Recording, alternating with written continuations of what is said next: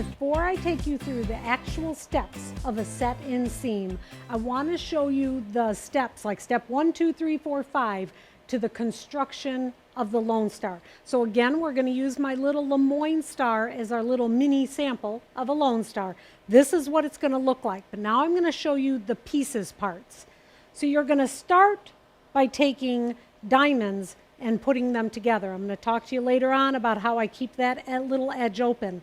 But that diamond, those two diamonds go together, and the first thing you construct is the triangles. You always want to do the triangle set-in seams before the squares because the triangles have more bias edges, so it'll make it a lot easier in the end. So after we've done those, we'll have that unit all sewed in. And you'll take two of those. They will go together. This seam will go together, and you will add then you'll keep them just like that. Oops, I almost jumped forward. After you've got that constructed, then you'll make a second one. So please imagine this one is blue also. So these two halves, I have my triangles all pieced in, and I've sewn that center seam. So you can see that it's two halves.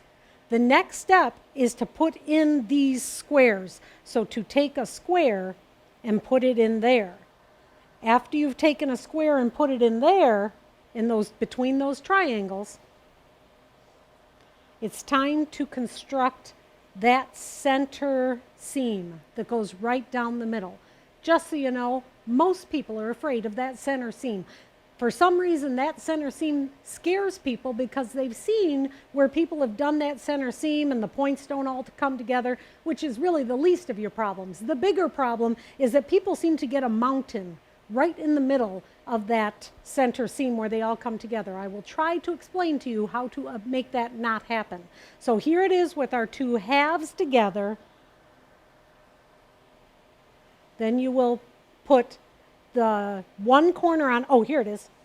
Got my one corner on here, and then I'll put another square in over here, and that will make my full star. So those are the steps.